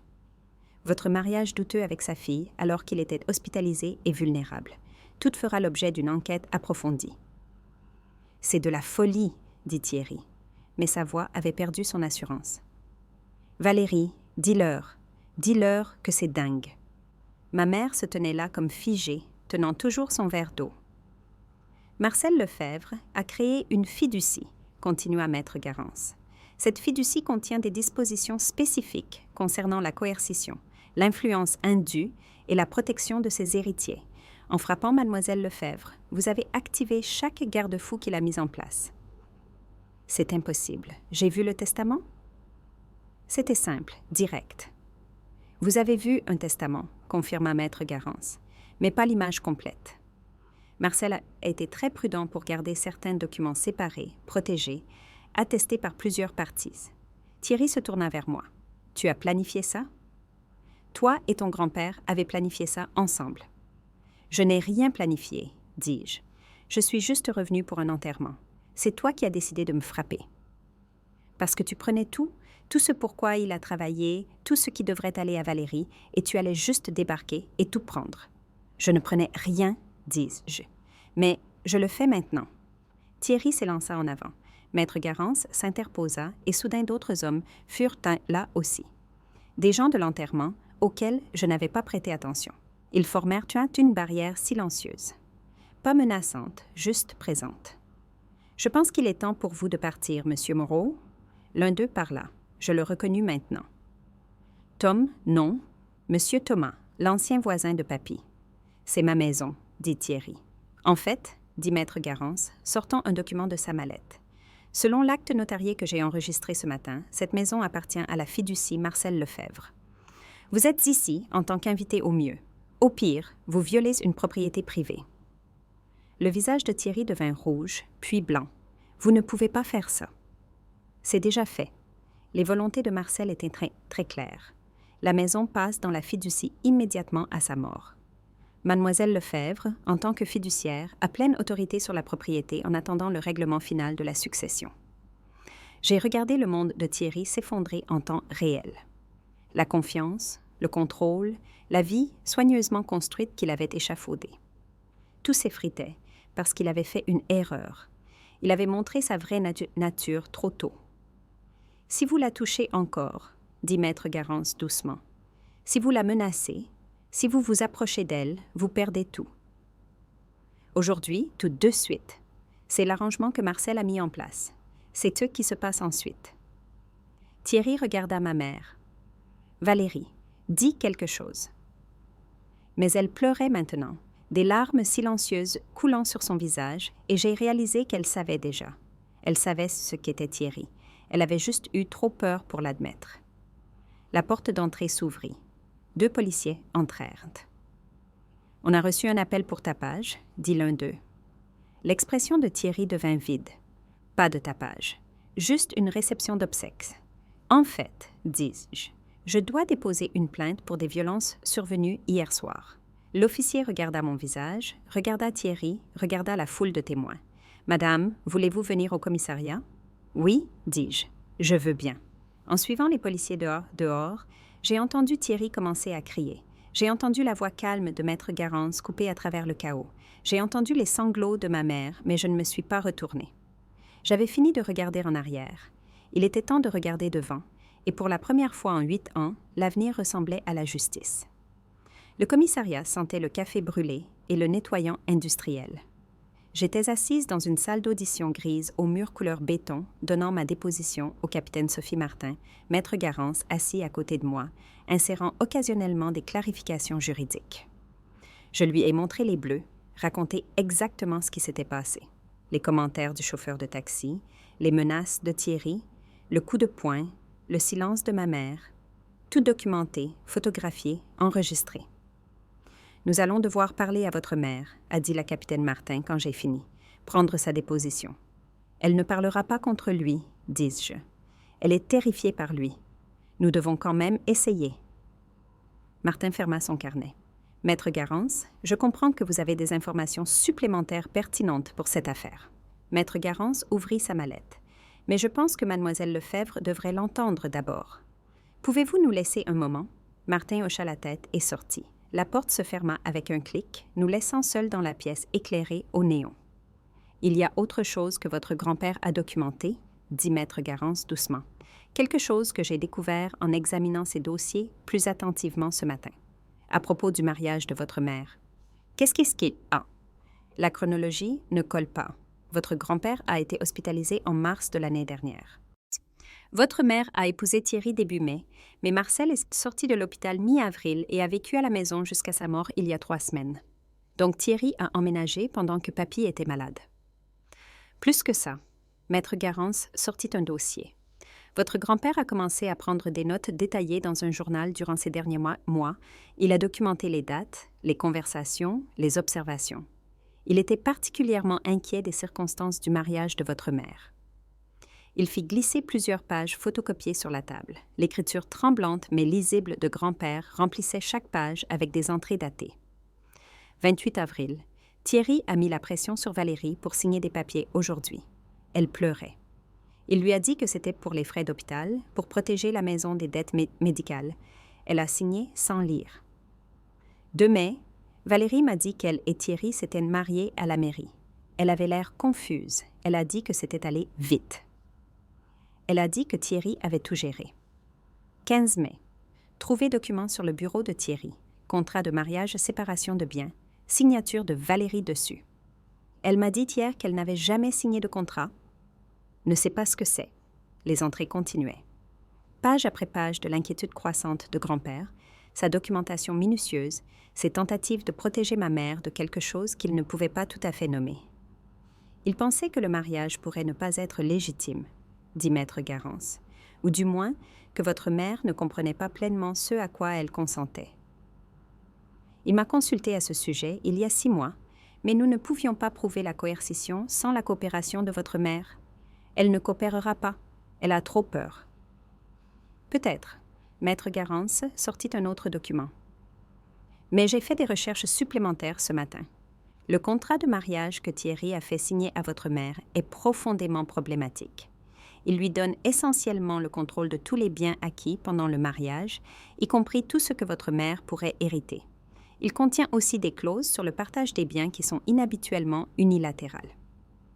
Est-ce qu'il est légal? Dans certaines circonstances, oui, mais pas lorsqu'il est signé sous la contrainte ou sans représentation légale adéquate. Votre mère n'avait pas d'avocat présent. Elle n'a pas eu le temps de revoir le document. Et selon les notes de votre grand-père, Thierry a explicitement menti sur ce qu'elle signait. Donc le contrat est potentiellement nul, mais il y a plus. Maître Garance hésita. Les notes de votre grand-père font référence à d'autres incidents. Intimidation verbale.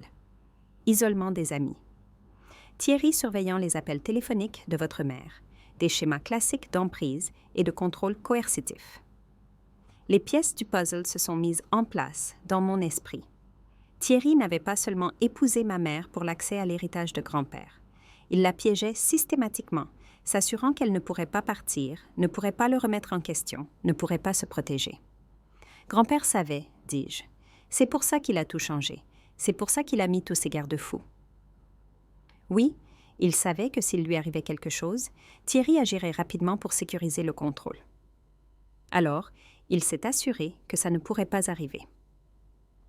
Il vous a nommé fiduciaire spécifiquement parce que vous étiez hors de portée de Thierry. Mais maman n'a rien. Votre mère a tout à la fin, mais seulement après qu'une évaluation indépendante confirme qu'elle est libre de toute coercition et capable de prendre ses propres décisions. Votre grand-père voulait la protéger, pas la punir. J'ai regardé les pages photocopiées, l'écriture soignée de papy, la preuve de combien il tenait à nous, de combien il avait essayé de nous sauver toutes les deux. Thierry va se battre contre ça, dis-je. Il le fait déjà. Maître Garance vérifia son téléphone. J'ai reçu 3 appels de son avocat dans la dernière heure. Il menace de demander une injonction d'urgence, prétendant que vous êtes mentalement instable et essayez d'escroquer votre mère. Bien sûr qu'ils font ça. C'est pourquoi nous devons agir vite. La capitaine Martin va interroger votre mère cet après-midi. Pendant ce temps, j'ai besoin que vous veniez avec moi à la banque. Nous devons voir ce qu'il y a dans ce coffre. Maintenant, tout de suite, avant que Thierry ne réalise qu'il existe. Nous avons quitté le commissariat par une porte latérale. Maître Garance nous a conduits à la BNP Paribas, ce bâtiment en pierre de taille au centre-ville avec des sols en marbre. La salle des coffres était au sous-sol, accessible par une grille nécessitant 2 clés. La directrice de l'agence, une femme nommée Madame Perrault qui connaissait apparemment grand-père depuis 40 ans, nous a fait descendre. Elle a utilisé sa clé maîtresse, j'ai utilisé la clé de la montre. Le coffre a glissé sans effort. Il était plus grand que je ne le pensais, lourd. Maître Garance l'a porté dans une cabine privée, tandis que Madame Perrault se retirait discrètement. « Prête ?» demanda Maître Garance. J'ai hoché la tête. Il a ouvert la boîte. À l'intérieur, il y avait des documents, des douzaines, soigneusement organisés dans des chemises étiquetées, des relevés bancaires montrant de gros retraits des comptes de grand-père, des retraits qu'il n'avait pas autorisés, des demandes de crédit à la consommation avec des signatures falsifiées, des titres de propriété qui avaient été altérés, des emails entre Thierry et diverses institutions financières imprimées et surlignées. « Mon Dieu !» souffla Maître Garance. « Il a tout documenté. » Il y avait plus. Une clé USB étiquetée vidéosurveillance, un dossier marqué enregistrement audio coercition hôpital. Un autre étiqueté déclaration de Valérie avant Thierry. Et au fond, une enveloppe scellée adressée à moi. Je l'ai ouverte avec des mains tremblantes. Chère Manon, si tu lis ceci, c'est que je suis partie. Je suis désolée de n'avoir pas pu tout te dire de mon vivant. J'essayais de te protéger, toi et ta mère, et je n'étais pas sûre de pouvoir le faire si tu revenais trop tôt. Thierry Moreau n'est pas qui il prétend être. J'ai documenté autant que j'ai pu, mais je sais que ce ne sera pas suffisant tout seul. Tu devras être forte. Tu devras te battre. Ta mère aura besoin que tu te battes pour elle, même si elle ne peut pas se battre pour elle-même. Je mets tout entre tes mains parce que je te fais confiance. Parce que tu t'es échappée une fois, ce qui signifie que tu es assez forte pour revenir. Parce que tu es la seule que Thierry ne peut pas contrôler. Ne le laisse pas gagner, ne laisse pas la peur te faire partir. Et s'il te plaît, quand ce sera fini, aide ta mère à se rappeler qui elle était avant qu'il ne lui prenne tout. Je t'aime. Je suis fière de toi et je suis désolée de te laisser ce fardeau. Papy. Je l'ai lu 2 fois avant de pouvoir parler, puis je l'ai plié soigneusement et mise dans mon sac. Maître Garance examinait les autres documents, son expression s'assombrissant à chaque page. « C'est criminel, dit-il. Pas seulement une fraude civile. Escroquerie, abus de faiblesse, faux et usage de faux. Exploitation financière d'une personne vulnérable. » Il m'a regardé. « Votre grand-père a construit un dossier contre Thierry. Un dossier complet, minutieux, accablant. Pourquoi n'est-il pas allé à la police lui-même? Parce qu'il avait besoin que Thierry agisse en premier. Il avait besoin que Thierry se dévoile. » Maître Garance rassembla les documents. Votre grand-père était brillant. Il a tendu un piège et Thierry a marché droit dedans. Mon téléphone vibra, un message d'un numéro inconnu. C'est la capitaine Martin. Votre mère vient d'admettre que Thierry lui a mis la pression pour signer des documents qu'elle ne comprenait pas. Elle demande à vous parler. J'ai montré à Maître Garance. Il a hoché la tête. Allez-y. Je vais apporter ces preuves à la capitaine et commencer à déposer les requêtes nécessaires. Ça change tout. Qu'est-ce qui se passe maintenant? Maintenant? Maître Garance sourit sombrement. Maintenant, le monde entier de Thierry Moreau s'effondre. Ma mère était dans la salle d'audition B, une image miroir de celle où j'avais été. Recroquevillée sur sa chaise, un mouchoir serré dans sa main, les yeux rouges d'avoir pleuré. Quand je suis entrée, elle a levé les yeux avec une expression d'espoir et de peur si brute que mon cœur s'est serré. « Manon. » Je me suis assise en face d'elle. « Maman, je suis désolée. Je suis tellement désolée. J'aurais dû l'arrêter. J'aurais dû te protéger. »« Pourquoi tu ne l'as pas fait? » Elle s'est effondrée. « Parce que j'avais peur, parce qu'il m'a dit que si je ne coopérais pas, il prendrait tout. La maison, les économies, tout ce que papa a laissé. Il m'a montré des papiers. Il a dit qu'il prouvait que j'avais renoncé à mes droits. Je ne savais pas quoi faire. Tu as signé des papiers sans les lire? Oui. Il a dit que c'était pour l'hôpital, pour les soins de papa. Il a dit que si je ne signais pas, il saisirait la maison. » De nouvelles larmes ont coulé sur ses joues. Il a fait passer ça pour si urgent, si nécessaire. Et j'étais si fatiguée, Manon. Papa mourait et je n'arrivais pas à réfléchir. Et Thierry continuait de pousser. « Est-ce qu'il t'a fait du mal? » Elle n'a pas répondu tout de suite. Puis doucement, pas comme il t'a fait du mal à toi, mais oui, d'autres façons.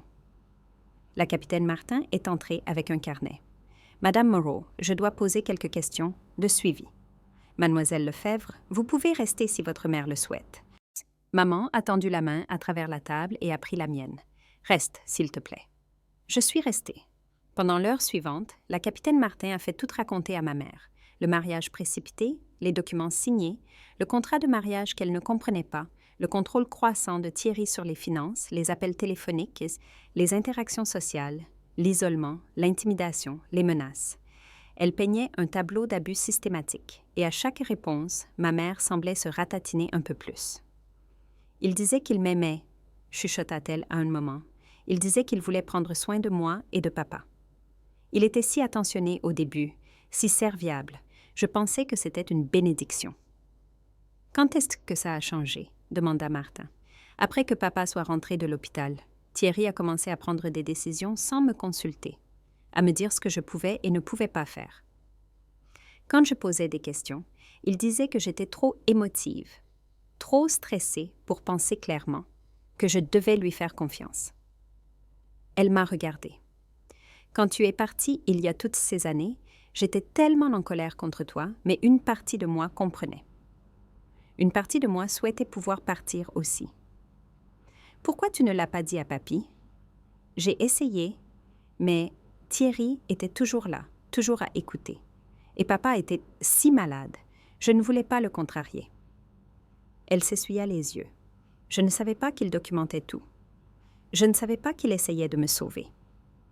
La capitaine Martin ferma son carnet. « Madame Moreau, je vais vous recommander de parler à un psychologue spécialisé dans les violences conjugales. Ce que vous décrivez est un modèle de contrôle coercitif. C'est un délit. Mais je l'ai épousé volontairement. » Vraiment, la voix de Martin était douce. « Parce que, d'après ce que vous m'avez dit, Thierry Moreau vous a manipulé dans un mariage que vous ne compreniez pas pleinement alors que vous étiez vulnérable et que votre père mourait. Ce n'est pas du consentement, c'est de l'abus de faiblesse. » Mon téléphone vibra à nouveau. Maître Garance. L'avocate de Thierry vient de déposer une demande d'injonction d'urgence. Il prétend que vous utilisez une influence indue pour monter votre mère contre lui. Audience lundi matin. J'ai montré le message à ma mère. Son visage est devenu blême. Il ne lâchera pas l'affaire, dit-elle. Il va se battre. Laisse-le se battre, dis-je. On a des preuves, on a les documents de papy, on a ton témoignage. Il dira que je mens. Il dira que c'est toi qui me briefes. Il peut dire ce qu'il veut. La vérité éclatera. Mais même en le disant, j'ai senti une pointe de doute. Thierry avait des ressources, des relations, un avocat qui savait clairement comment manipuler le système, et nous avions des papiers, des témoignages et les journaux d'un mort. Est-ce que ce serait suffisant? Les 3 jours suivants, Thierry a lancé une contre-attaque totale.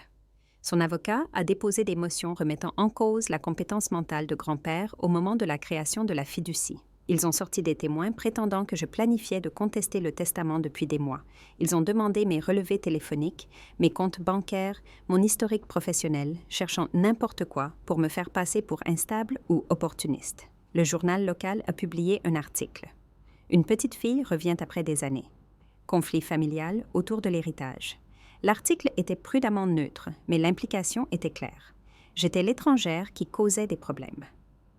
Ma mère a reçu des douzaines d'appels de gens que Thierry avait travaillés. Amis, voisins, membres de l'Église, tous exprimant leur inquiétude sur son jugement, suggérant qu'elle faisait une erreur, la prévenant qu'elle perdrait tout si elle ne soutenait pas son mari. Certains ont marché. Maman m'a appelé vendredi soir en pleurant. « Peut-être qu'on devrait le laisser tomber, » a-t-elle dit. « Peut-être que Thierry a raison. Peut-être qu'on réagit trop fort. » Maman, il m'a frappée. Il a imité la signature de papy sur des documents de prêt. Il t'a piégé dans un mariage que tu ne comprenais pas. Ce n'est pas une réaction excessive. Mais si je perds la maison, si je finis sans rien, ça n'arrivera pas. Papy s'en est assuré. La fiducie te protège. Seulement si Thierry ne prouve pas qu'elle est invalide. Son avocat dit qu'ils ont des experts qui témoigneront que papa n'était pas compétent, qu'il était paranoïaque et délirant à la fin. Il ne l'était pas? Comment tu le sais, tu n'étais pas là? L'accusation a fait mal parce qu'elle était vraie. Je n'étais pas là. J'étais partie. Et en partant, j'avais laissé ma mère vulnérable face à quelqu'un comme Thierry. Je le sais par ses lettres, dis-je, par ses appels, par le fait que tout ce qu'il a documenté s'avère vrai. Ce n'est pas de la paranoïa, maman. C'est une observation minutieuse. Elle est restée silencieuse un long moment. J'ai peur. Manon, je sais. Moi aussi. Et si on ne peut pas le prouver? Et si Thierry gagne? Alors on se battra plus fort, mais on n'abandonne pas. Papy ne nous a pas abandonnés. On ne peut pas l'abandonner. Samedi matin, Maître Garance a appelé. On a un problème. Thierry menace de porter plainte pour coups et blessures contre vous. Contre moi? Pourquoi? Il prétend que vous l'avez attaqué à la réception funéraire, que vous êtes devenue violente quand on vous a demandé de partir. Il a 3 témoins prêts à témoigner. C'est de la folie. J'étais avec vous tout le temps. Je ne l'ai même pas touché. Je sais, mais il essaye de brouiller les pistes, faire passer ça pour une bagarre mutuelle au lieu de violence domestique. Ça va marcher? Pas si on bouge les premiers. La capitaine Martin recommande des poursuites contre Thierry basées sur le témoignage de votre mère et les preuves qu'on a trouvées. Mais on a besoin que votre mère tienne bon. Si elle se rétracte, tout s'effondre. Je suis allée à la maison dimanche après-midi. Ma mère m'a accueillie à la porte, l'air épuisé et 10 ans plus vieille qu'il y a une semaine. Thierry reste à l'hôtel, dit-elle. L'ordonnance de protection déposée par Martin le tient éloigné de la propriété. C'est si calme sans lui? Est-ce que c'est bien ou mal? Je ne sais plus. Elle m'a conduite au salon, celui que Thierry avait redécoré pour effacer toute trace de grand-père. Je continue de m'attendre à ce qu'il entre. Je continue de m'attendre à ce qu'il me dise quoi faire. C'est bizarre de ne pas avoir ça. C'est l'emprise qui parle, maman. C'est ce qu'il t'a entraîné à ressentir. Je sais, la psy l'a expliqué. Contrôle coercitif, impuissance apprise, tous ces termes psychologiques. Elle s'est affaissée sur le canapé. Mais connaître les mots ne fait pas partir la sensation. Ça viendra avec le temps? Et si ça ne vient pas? Et si j'étais trop cassée pour être réparée? Tu n'es pas cassée. Tu survis. Il y a une différence. Ma mère m'a regardée. M'a vraiment regardée pour la première fois depuis mon retour. Tu as survécu à ton départ. Comment? Je me suis enfuie. Ce n'est pas exactement admirable. Mais tu as construit une vie. Tu es devenu quelqu'un. J'ai réfléchi à la réponse. J'ai décidé que je valais la peine d'être sauvée. Même quand je n'y croyais pas, j'ai agi comme si j'y croyais. Et finalement, le jeu de rôle est devenu réel. Je ne sais pas si je peux faire ça. Tu le fais déjà. Tu parles à la police. Tu travailles avec une conseillère. Tu es assise dans cette maison sans Thierry pour la première fois depuis plus d'1 an. Tout ça, c'est de la survie, maman. Tout ça, c'est de la force. Elle a recommencé à pleurer, mais différemment cette fois. Pas des larmes désespérées, autre chose. Quelque chose qui pourrait éventuellement devenir de la guérison. L'avocat de Thierry a appelé ce matin, dit-elle. Il m'a offert un marché. Si je témoigne que papa était incompétent, si je soutiens la version des faits de Thierry, il s'assurera que je garde la maison et la moitié de l'héritage. Et si tu ne le fais pas? Il dit qu'ils prouveront que je suis une bénéficiaire inapte, que je finirai sans rien. Qu'est-ce que tu vas faire? Ma mère a essuyé ses yeux. Je vais dire la vérité. Quoi qu'il arrive, j'ai fini de mentir pour lui. Lundi matin est arrivé froid et gris, promettant de la pluie. Maître Garance est venu me chercher à 7 heures, tous deux habillés pour la bataille en costume sombre et expression déterminée. Ma mère nous a retrouvés au tribunal, flanqués de sa conseillère et de la capitaine Martin. L'audience s'est tenue dans une salle sans fenêtre avec des boiseries et des néons crus. La juge Valérie Duroy présidait. Une femme dans la soixantaine avec des yeux perçants et une réputation de ne tolérer aucune bêtise. Thierry était assis à la table de la défense avec son avocat, Maître Bertrand, associé dans l'un des plus grands cabinets de la région. Thierry portait un costume cher et une expression de dignité blessée. Quand ma mère est entrée, il a essayé de capter son regard. Elle a regardé droit devant elle. « Madame le juge », a commencé Bertrand en se levant. Cette audience d'urgence concerne la protection d'une veuve vulnérable contre l'exploitation par une petite fille qui a abandonné la famille il y a des années et n'est revenue qu'après avoir appris l'existence d'un héritage substantiel. Mon client, Thierry Moreau, a été un mari et un aidant dévoué. Les allégations contre lui sont sans fondement et motivées par l'avidité. Maître Garance. La juge Duroy a regardé l'avocat de grand-père. Votre réponse. Maître Garance s'est levé. Madame le juge, cette audience concerne l'abus de faiblesse, l'escroquerie et les violences conjugales. Thierry Moreau a systématiquement manipulé Valérie Moreau dans un mariage qu'elle ne comprenait pas pleinement, l'a forcée à signer des documents lui donnant le contrôle de la succession de son père et a agressé physiquement sa belle-fille lorsqu'elle a tenté d'assister aux obsèques de son grand-père. Nous avons une documentation complète pour soutenir ces affirmations. Je voudrais voir cette documentation. Pendant les 2 heures suivantes, Maître Garance a guidé la juge à travers tout. Les journaux de grand-père, les demandes de prêts falsifiés, le contrat de mariage signé sous la contrainte, les images de vidéosurveillance, les relevés bancaires montrant des transferts suspects, le témoignage de ma mère sur le contrôle coercitif. Maître Bertrand a objecté à plusieurs reprises, prétendant que les preuves étaient biaisées, que grand-père avait été mentalement incompétent, que ma mère avait été coachée. Vous prétendez que Marcel Lefebvre était incompétent, a dit la juge à un moment. Avez-vous des preuves médicales pour soutenir cela? Nous avons des témoignages d'amis de la famille qui ont remarqué de la confusion et des problèmes de mémoire, a dit Bertrand. Je voudrais entendre le médecin de M. Lefebvre. Le docteur Perrault est monté à la barre. Il avait la cinquantaine, professionnel et précis. J'ai soigné Marcel Lefebvre pendant les 15 dernières années de sa vie. Il avait une maladie cardiaque et de l'arthrite, mais sa fonction cognitive est restée excellente jusqu'à sa mort.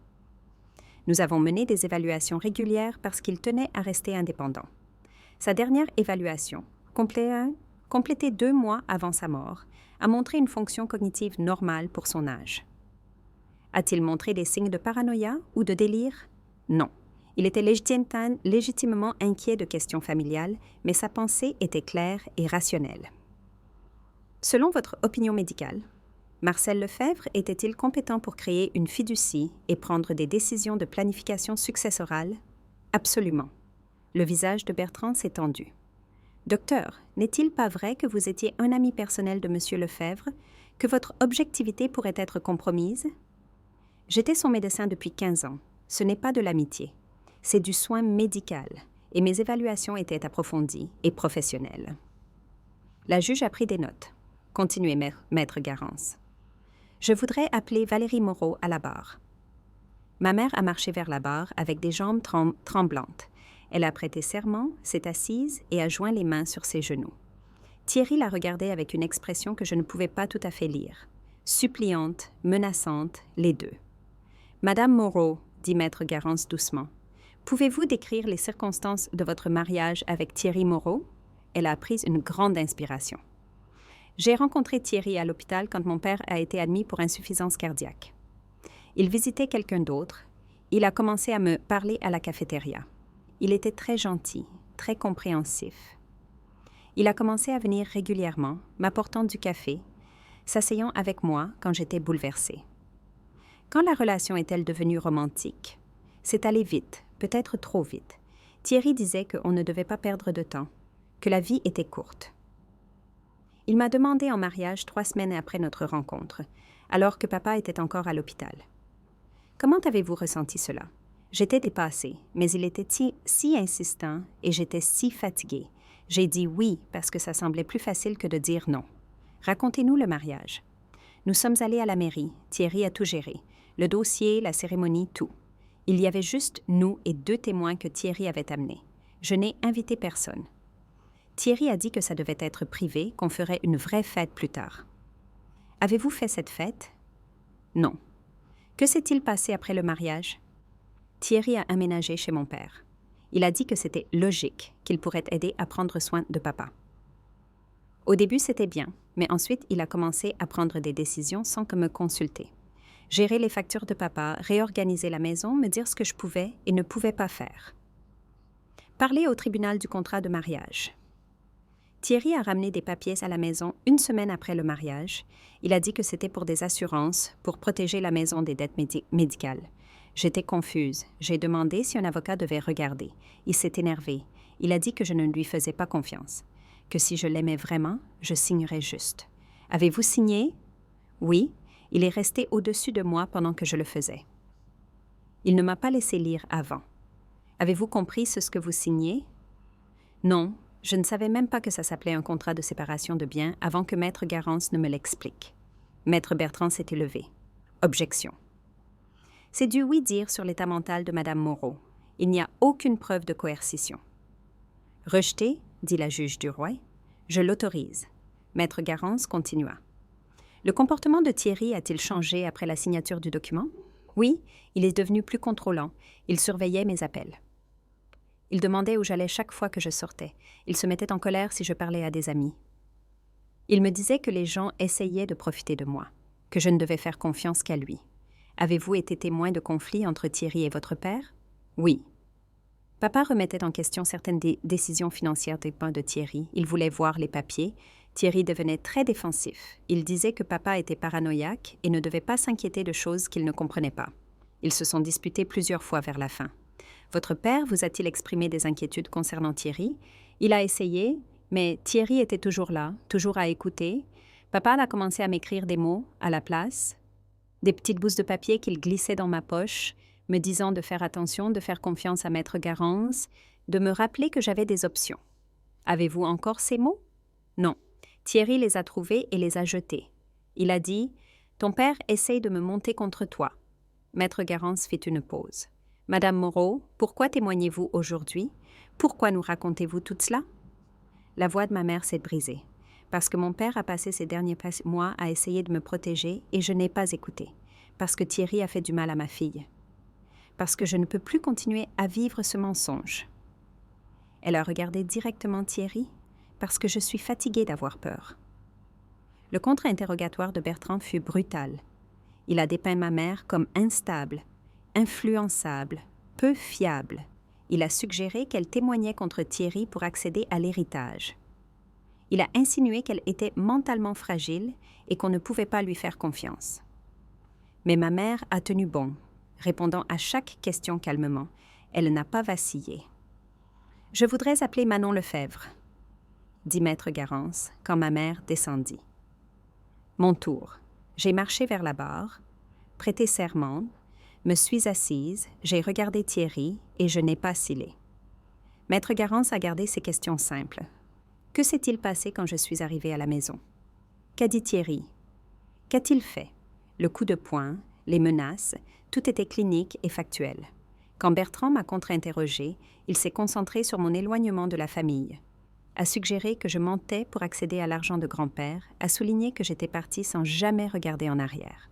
« Est-il vrai que vous n'avez eu aucun contact avec votre mère pendant 8 ans ?» demanda-t-il. « Oui.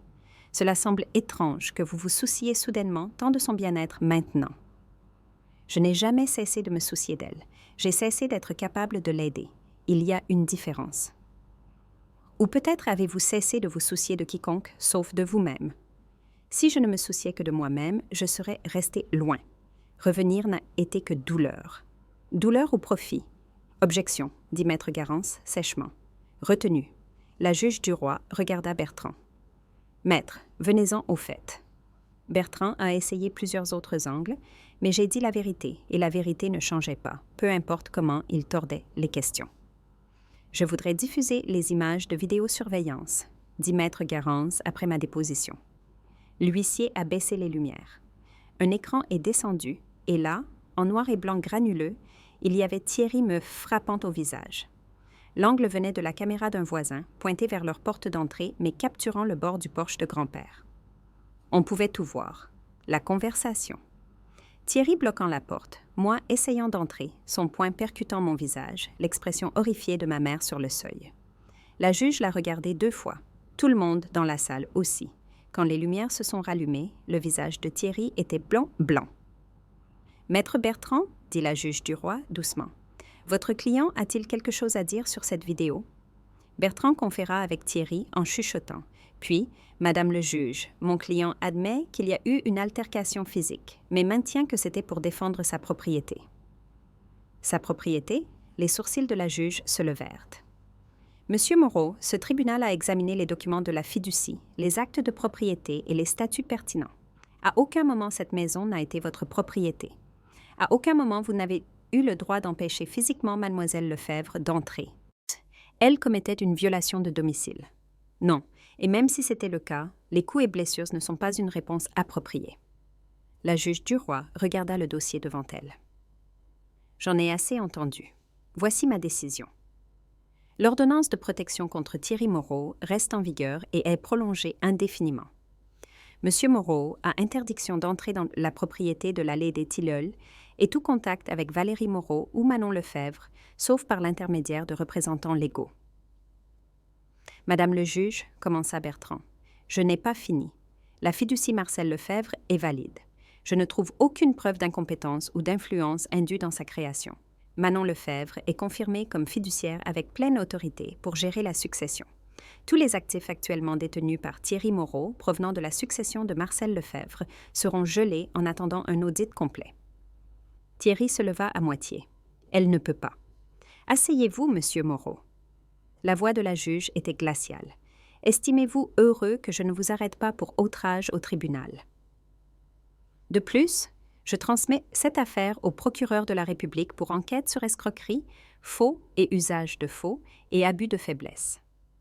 Monsieur Moreau, vous feriez mieux de prendre un avocat pénaliste. C'est ridicule, dit Thierry. C'est une affaire de famille, pas une affaire criminelle. Vous avez falsifié des documents. Vous avez contraint une femme vulnérable au mariage pendant la maladie terminale de son père. Vous avez agressé votre belle-fille devant une caméra. Ce sont des crimes, monsieur Moreau, et ce tribunal les prend très au sérieux. 2 policiers en uniforme se levèrent au fond de la salle. Ils s'approchèrent lentement de Thierry. « Thierry Moreau, dit l'un, veuillez nous suivre pour interrogatoire. Levez-vous et mettez vos mains dans le dos, s'il vous plaît. » « C'est de la folie, dit Thierry, mais il tremblait maintenant. « Valérie, dis-leur que c'est un malentendu. » Ma mère le regarda à travers la salle d'audience. « Non, dit-elle doucement, ce n'est pas un malentendu, c'est la vérité. » Ils l'ont menotté, lui ont lu ses droits, l'ont sorti de la salle d'audience alors qu'il criait à la persécution injuste, au complot et aux avocats. La porte s'est refermée derrière lui. Le silence est tombé sur la pièce. « Mademoiselle Lefebvre, dit la juge, je suis convaincue que vous gérerez l'héritage de votre grand-père de manière responsable. »« Je le ferai, Madame le juge. »« Et Madame Moreau, je vous encourage à continuer de travailler avec votre conseillère. Vous avez traversé une expérience traumatisante. La guérison prend du temps. Merci, Madame le juge. » Le marteau était tombé, l'audience était terminée, et pour la première fois depuis que j'avais reçu ce texto à 2 heures du matin, j'ai senti que je pouvais respirer. La maison semblait différente une fois Thierry parti, plus légère d'une certaine manière. Même avec tous ces meubles et la déco moderne encore en place, même avec sa présence résonnant encore dans les couleurs de peinture et la nouvelle clôture, quelque chose de fondamental avait changé. Ma mère et moi nous tenions dans le salon 3 jours après l'audience, regardant l'espace que Thierry avait refait. « On devrait la remettre comme avant, » dit maman. « Remettre les affaires de papa comme elles étaient. »« La plupart de ses affaires sont dans un garde-meuble, » dis-je. Thierry a loué un box à l'autre bout de la ville. « On peut les récupérer? » « Oui, Maître Garance s'occupe des papiers. Le box fait partie de la succession, payé avec l'argent de papy. Tout ce que Thierry a pris nous appartient. »« À nous? » répéta maman. « Ça va prendre du temps pour s'y habituer. »« À quoi? Avoir quelqu'un de ton côté à nouveau? » Je lui ai serré la main. « Tu as toujours eu quelqu'un de ton côté. Tu ne pouvais juste pas le voir. » Dans les semaines qui ont suivi, nous avons lentement retransformé la maison en elle-même. Nous avons récupéré les meubles de grand-père du garde-meuble, gratté la peinture grise de Thierry et ramené les murs à leur crème d'origine, replanté le jardin avec des roses et des tomates, raccroché les vieilles photos que Thierry avait descendues. L'avocat de la fiducie nous a guidés à travers les finances. Thierry avait réussi à siphonner environ 40 000 € via de faux prêts et des retraits falsifiés, mais la majeure partie de l'héritage de grand-père était intacte. La maison sans hypothèque. Des économies modestes, une vieille police d'assurance-vie. Rien de spectaculaire, mais assez pour que ma mère vive confortablement. « La maison est à toi », dis-je à maman un soir alors qu'on travaillait au jardin. « Une fois la fiducie liquidée, tu auras la pleine propriété. » Je croyais que c'était toi la fiduciaire. Je le suis, mais la fiducie a toujours été destinée à te bénéficier. Papy voulait juste s'assurer que tu sois protégée d'abord. Et toi, tu ne veux rien? J'ai réfléchi. Je veux que tu sois en sécurité. Je veux que tu sois heureuse. C'est ce que je veux aussi, Manon. Maman posa sa truelle. Tu es revenue. Tu t'es battue pour moi. Tu mérites quelque chose pour ça. J'ai quelque chose. Je t'ai retrouvée. J'ai le savoir que papy me faisait confiance. C'est suffisant. Mais apparemment, grand-père en avait décidé autrement. Quand Maître Garance est passé la semaine suivante, il a apporté une autre enveloppe. « C'est pour vous, dit-il. Une lettre que votre grand-père m'a demandé de vous donner une fois la succession réglée. » Je l'ai ouverte à la table de la cuisine avec maman et Maître Garance, qui regardaient. « Chère Manon, tu sais presque tout maintenant. » La fiducie, la documentation, mes inquiétudes sur Thierry, mais il y a une dernière chose que je veux que tu saches. Je ne t'ai jamais blâmé d'être parti. J'ai compris, même si ta mère ne l'a pas fait. Parfois, la chose la plus courageuse que tu puisses faire est de t'éloigner de ce qui te blesse. Tu l'as fait. Tu as survécu. Tu as construit une vie. Mais survivre n'est pas la fin de l'histoire. C'est le début. Et maintenant, tu as bouclé la boucle. Tu es revenu non pas parce que tu le devais, mais parce que c'était juste. Tu t'es battu pour ta mère. Tu as honoré ma mémoire. Tu as prouvé que partir ne signifiait pas oublier. J'ai donné instruction à Maître Garance de te virer 50 000 € de la succession. C'est séparé de la fiducie, séparé de l'héritage de ta mère. C'est à toi, net d'impôts. Utilise-le comme tu veux. Lance une entreprise, retourne à l'école, pars en voyage ou ne l'utilise pas du tout. Sache juste que c'est là parce que tu l'as gagné, parce que tu es ma petite fille et je suis fière de toi. La montre était à mon père. Il me l'a donnée quand je suis rentrée de la guerre. Maintenant, je te la donne. Le temps dit toutes les vérités, Manon. Et la vérité est que tu es plus forte que tu ne le sais, plus courageuse que tu ne le penses et aimée plus que tu ne le réalises. Ne perds pas ça. N'oublie pas ça. Et s'il te plaît, prends soin de ta mère. Elle aura besoin de toi. Avec tout mon amour, papy. Je l'ai lu 3 fois avant de pouvoir parler. Il m'a laissé de l'argent, 50 000. Maître Garance confirma. C'est sur un compte séparé. Vous pouvez y accéder quand vous serez prête. Je n'en ai pas besoin. Donnez-le à maman. Manon, dit maman doucement, prends-le. C'est ce que papa voulait que tu aies. Prends-le, s'il te plaît. Tu as mis ta vie entre parenthèses pendant des semaines pour m'aider. Tu as perdu du travail, tu as été blessée, tu mérites ça. J'ai regardé la lettre à nouveau, l'écriture de grand-père, son dernier cadeau. D'accord, dis-je, je le prendrai. Le procès de Thierry était prévu pour l'automne. Escroquerie, abus de faiblesse, coups et blessures. Le procureur était confiant pour une condamnation vu les preuves. Thierry avait engagé un nouvel avocat, un spécialiste du pénal, qui parlait déjà de plaidoyer de culpabilité. Plaider coupable? Il voulait éviter la prison ferme. Maître Garance nous a dit qu'il proposait de rembourser tout l'argent qu'il avait pris, de renoncer à toute prétention sur la propriété de ma mère et d'accepter une mise à l'épreuve. Non, dit maman immédiatement. Pas d'accord, il va au tribunal. Tu es sûre? Les procès sont difficiles. Tu devras témoigner à nouveau. Je suis sûre. Il doit faire face à ce qu'il a fait. J'étais fière d'elle pour ça, pour avoir choisi la responsabilité plutôt que la facilité. La montre trônait sur ma commode dans le studio, brillant dans la lumière de l'après-midi. Je l'avais fait réparer chez un horloger en ville, le même que papy utilisait.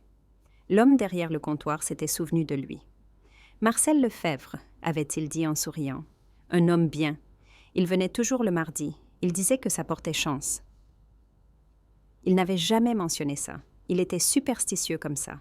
Pas sur les grandes choses, juste des petites habitudes. Mardi pour l'horloger, jeudi pour la quincaillerie, samedi pour le coiffeur. Parlait-il de sa famille? Tout le temps, surtout de vous. Il disait que sa petite fille était courageuse. Il disait que vous iriez loin. J'avais quitté la boutique les larmes aux yeux et la montre tic-tacant régulièrement sur son nouveau bracelet en cuir. Le temps dit toutes les vérités. L'été est arrivé doucement dans la maison de l'allée des Tilleuls. Les roses ont fleuri comme grand-père avait toujours promis qu'elles le feraient. Les tomates ont alourdi leur plan. Le banc du porche a été réinstallé et maman passait ses soirées-là avec un livre et un verre de thé glacé. Je suis restée plus longtemps que prévu, travaillant à distance quand je pouvais, prenant des congés quand je ne pouvais pas. Mon appartement à Paris semblait distant et sans importance. Ma vie d'avant ressemblait à quelque chose appartenant à quelqu'un d'autre. « Tu devrais rentrer », dit maman un soir. « Retourner à ta vraie vie. » C'est aussi ma vraie vie. Tu sais ce que je veux dire. Ton travail, tes amis, ton appart. Tu es là depuis presque 2 mois. Tu veux que je parte? Non. Elle a souri. Mais je ne veux pas que tu restes par obligation non plus. Je vais bien maintenant, Manon. Je guéris, tu n'as plus besoin de me surveiller. Et si je le voulais? Alors viens souvent, mais ne mets pas ta vie en pause pour la mienne. Elle avait raison. Je savais qu'elle avait raison. Mais partir ressemblait à nouveau à un abandon. Je reviendrai, dis-je. On aura des dîners fixes chaque mois. J'aimerais ça. Je suis partie un mardi matin, ma voiture chargée des quelques affaires que j'avais apportées et la montre dans ma poche. Maman est restée sur le porche et a fait signe de la main alors que je m'éloignais. Elle semblait plus petite, plus âgée, mais aussi plus forte d'une certaine manière, comme si elle se rappelait qui elle avait été avant Thierry. Le trajet de retour vers mon appartement a duré 4 heures. Je les ai passées à penser à grand-père, à sa planification minutieuse et à son amour durable, à la façon dont il nous avait protégés toutes les deux, même après la mort, à la façon dont parfois la chose la plus difficile à faire est d'accepter de l'aide, d'accepter l'amour, d'accepter que l'on vaut la peine de se battre. Mon appartement m'a semblé étrange à mon retour. Trop petit, trop impersonnel, mais c'était le mien, et ça comptait. J'ai déballé, commencé à répondre aux emails du boulot, commencé à remettre ma vie en ordre. La montre était sur ma table de nuit. Chaque matin, je la remontais. Chaque soir, je vérifiais l'heure avec mon téléphone. Elle ne perdait jamais une seconde. Le temps dit toutes les vérités. Thierry a plaidé coupable en septembre pour éviter un long procès public. Escroquerie, abus de faiblesse, violence. Il a pris 3 ans, dont un ferme, 5 ans de mise à l'épreuve et une interdiction permanente d'approcher. Maman a témoigné à son audience de condamnation, a dit au juge exactement ce qu'il lui avait fait à elle et à notre famille. Le juge a écouté, puis a été sévère dans l'application de la peine. « Vous avez prédaté une femme vulnérable pendant la maladie terminale de son père », a-t-il dit. « Vous avez exploité le chagrin et la confusion pour un gain personnel. Vous n'avez montré aucun remords jusqu'à ce que vous soyez pris. Ce tribunal trouve votre comportement répréhensible. » Thierry a été emmené, menotté. Il n'a pas regardé ma mère, il n'a pas dit au revoir. Et juste comme ça, il était parti. Maman m'a appelée ce soir-là. « C'est fini », a-t-elle dit. Elle pleurait, mais c'était les bonnes larmes. Soulagement, libération. « Oui, dis-je, c'est fini. Merci d'être revenu, merci de t'être battu, merci de m'avoir laissé faire. » J'ai visité le week-end suivant et celui d'après, j'ai tenu ma promesse des dîners fixe. Lentement, prudemment, ma mère et moi avons reconstruit ce qui s'était brisé entre nous. Ce n'était pas parfait. Il y avait encore des silences gênants, encore des moments où les 8 dernières années planaient entre nous comme un brouillard. Mais on essayait, on guérissait, et c'était suffisant. La maison de l'allée des Tilleuls a trouvé un nouveau rythme. Maman a rejoint un club de lecture, a commencé à faire du bénévolat à la bibliothèque, a renoué avec de vieux amis, elle a peint le studio en bleu doux et m'a dit qu'il était à moi quand je le voulais. J'ai accepté cette offre plus souvent que je ne le pensais. J'y passais de longs week-ends, aidant au jardin, triant les affaires de grand-père, écoutant les histoires de maman sur sa vie. Un samedi, nous avons trouvé une boîte de vieilles photos au grenier. Moi, enfant, maman jeune femme, grand-père dans la fleur de l'âge. Nous les avons étalées sur le sol du salon et avons passé des heures à nous souvenir. J'aurais aimé mieux le connaître, dis-je, regardant une photo de grand-père me tenant quand j'étais toute petite. « Tu le connaissais ?» dit maman. « Peut-être pas en personne ces dernières années, mais tu savais qui il était. Tu savais ce qu'il valorisait. C'est pour ça que tu es revenu, c'est pour ça que tu t'es battu. » Elle avait raison. Je l'avais connu et il m'avait connu. Il m'avait assez bien connu pour me confier tout ce qui comptait. Je suis partie ce soir-là avec la montre dans ma poche et la voix de grand-père dans ma tête. Ne les laisse pas te presser. Tu as plus de gens de ton côté que tu ne le penses. Il avait eu raison sur ça aussi. Je n'étais pas seule. Je n'avais jamais été seule. J'avais juste eu trop peur pour le voir. Mais je le voyais maintenant et je n'allais plus l'oublier. La montre tic-taquait régulièrement contre ma hanche alors que je conduisais vers chez moi à travers l'obscurité grandissante. Le temps avançait, m'emportant avec lui, pas loin du passé, mais à travers lui, au-delà, vers quoi que ce soit qui vienne ensuite. Je pensais que partir signifiait tout perdre. Il s'avère que ça m'a sauvée. Et revenir avait sauvé quelque chose, aussi. Pas juste ma mère, pas juste l'héritage de grand-père, mais la partie de moi-même que j'avais laissée derrière il y a 8 ans. La partie qui croyait en la famille, en la lutte pour ce qui compte, en la possibilité que les choses brisées puissent guérir. Le temps avait dit sa vérité, et la vérité était que j'étais rentrée à la maison.